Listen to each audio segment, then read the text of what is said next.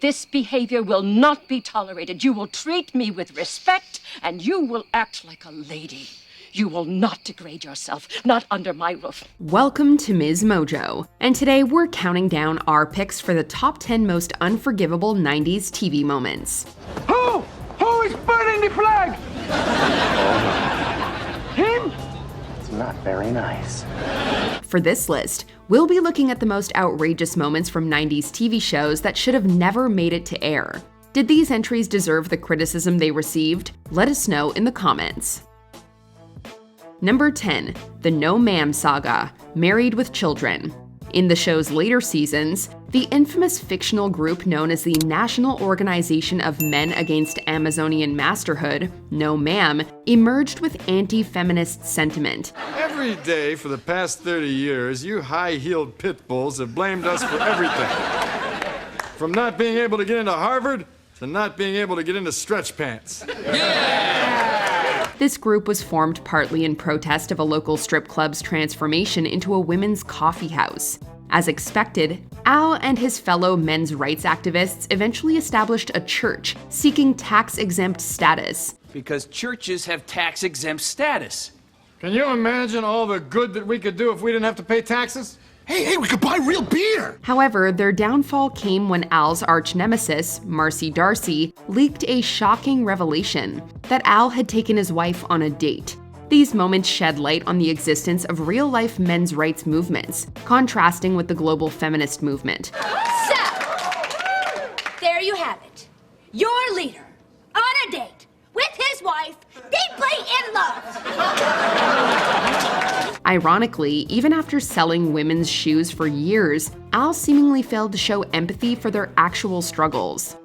Number 9, Frasier the Mansplainer, Cheers. In this notable scene, tensions arise between Frasier and his wife Lilith as they disagree on the relevance of Sigmund Freud in modern psychology. Merely that his theories are outdated, sexist superstitions unsupported by a shred of clinical evidence. You're drunk. My wife is completely smashed, blotto. Rather than engaging in a constructive dialogue with his spouse and professional colleague, Frasier dismissively assumes she's drunk. Why only go back a century for your treatment? Why not bleed him with leeches? Or drill a hole in his cranium and let the evil spirits leak out? Ignore her, Woody. It's the gin talking. To add to her humiliation, he publicly showcases his hypnotic abilities on her at the bar, even though it's a relatively harmless demonstration of her removing her shoes on command. Nonetheless, it raises concerns about his attitude towards his wife. Although last week at the party I did get quite a few laughs by hypnotizing Lilith into removing her shoes whenever anyone mentioned brie cheese. Frasier, you did no such thing. Thankfully, the cultural climate has evolved, and such behavior would now be called out as misogyny, or at the very least, prompt questions about the ethics of hypnotizing one's own spouse. Number 8, the sister-in-law, Home Improvement. Anticipating a wholesome family visit, things take an awkward turn with Tim's brother and his wife. The toolman finds himself overwhelmed by his sister-in-law's appearance, displaying a reaction similar to a teenager in the throes of puberty. Oh, I'm so sorry. I shouldn't have used your bathroom. It's just that Jill said that Randy was in the other one. There's nothing to explain. For gosh sakes, we're just two mature adults that happen to see each other's hoo-hoos. What makes this moment particularly unforgivable is Tim confiding in his neighbor about his discomfort with finding family members attractive. Grandma never looked like that. So you enjoyed seeing Nancy in her birthday suit? It was a very happy birthday. In an attempt to make amends with his brother, he even suggests showcasing his own wife to them, which horrifies her. This aspect of the episode could have been left off the air, as it raises questions about Tim's maturity and crosses boundaries that shouldn't be crossed. I just don't like the idea that you saw my wife without her clothes on. Oh, grow up, will you? Would it make you feel better if you saw my wife without her clothes on? Tim! Well... Marty!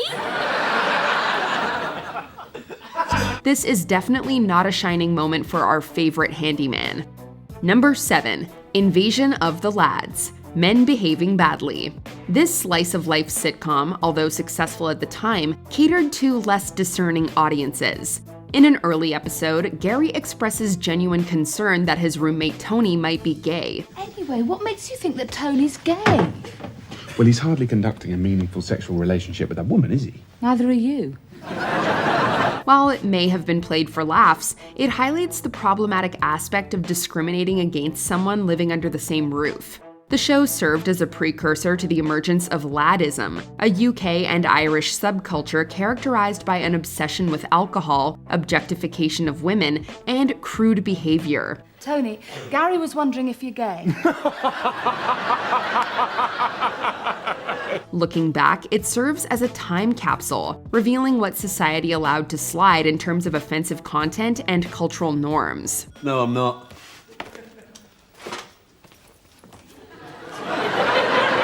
You had to embarrass me, didn't you? It's so irritating! Number 6. Victim blaming. Dawsons Creek. Amidst the dramatic happenings in Cape Side, one episode in particular leaves a bad taste in our mouths. During an ominous full moon, a very creepy older man asks Jen, who's still in high school, on a date.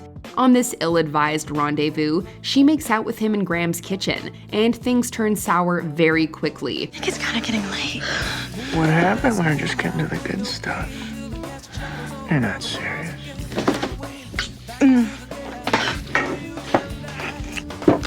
Look, I'm 16, okay? Luckily, Graham puts a stop to this emerging horror, but not without scolding Jen for not, quote, acting like a lady.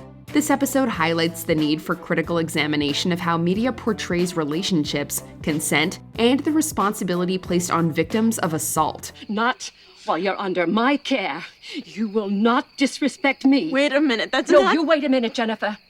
This behavior will not be tolerated. You will treat me with respect, and you will act like a lady. It serves as a reminder of the importance of promoting healthy boundaries, consent education, and shifting the narrative away from victim blaming to create a safer and more inclusive society. Have you no respect for yourself?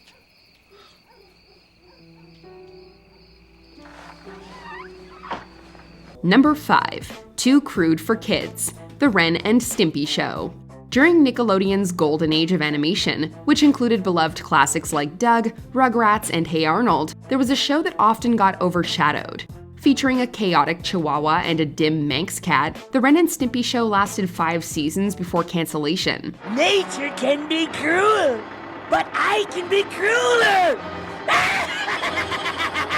While the series received positive reviews, it also faced criticism for its innuendos and dark humor. Let's go, Rex! Attack me! But you are my kind and beloved master! I can't! But I can! One infamous episode titled Man's Best Friend was notorious for its violent and crude content, leading Nickelodeon to refuse its airing in 1992. However, the episode eventually saw the light of day when an adult revival of the show aired on Spike TV. You mustn't! He is our master! Shut up! You're next, Mr. Doggy Treat! This raises the question of how far we should push boundaries in children's programming, especially when it involves depictions of violence and crude humor. Number 4. Puerto Rican Day. Seinfeld. Even the iconic sitcom Seinfeld had its share of cultural insensitivity. In the show's 9th and final season, the group finds themselves trapped in a traffic jam caused by the Puerto Rican Day parade. I think every Puerto Rican in the world is out here. Well, it is our day. Ooh, wrong car. Sorry. In a misguided attempt to put out a flame on a Puerto Rican flag, Kramer's actions provoke an angry mob to chase him. This episode's punchline comes with Kramer's line, "Yeah, it's like this every day in Puerto Rico." This lazy joke resulted in backlash, with angry letters and protests at NBC's Rockefeller Center. It was unintentionally at the expense of the Puerto Rican community, and it became a political football. Although the network initially banned the episode, it resurfaced in syndication with the controversial scene intact. While the cast and crew remained unapologetic, this incident highlights the importance of cultural sensitivity when portraying underrepresented communities. Everyone this way! I think we can get out through here! Oh, I don't know if that's such a good idea. Look! No one knows how long this parade is gonna last! They are a very festive people. Number 3. Guns in the Safari Zone. Pokémon. Pokémon, a global phenomenon that has captured the imaginations of millions, has a short list of banned episodes.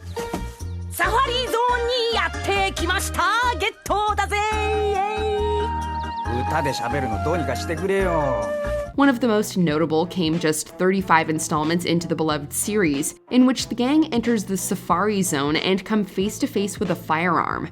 The warden pulling a gun on Ash and his friends was intended for comedic effect, but it didn't sit well with overseas networks. このサファリゾーンにミニ竜がいるっていう噂は聞いてたけど、本当だったんだ。違う！ミニ竜などおらん！だって映ってるじゃないか。わかりましたって。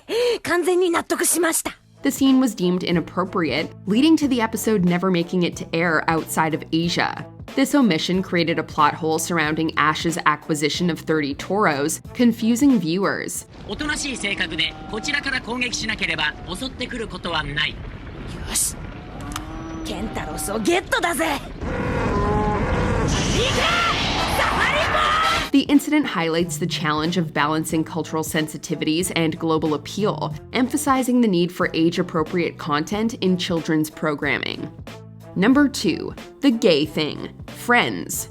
In one Season 3 episode, our favorite aspiring actor Joey makes a highly questionable move in his pursuit of a role. You told him to play the boxer gay?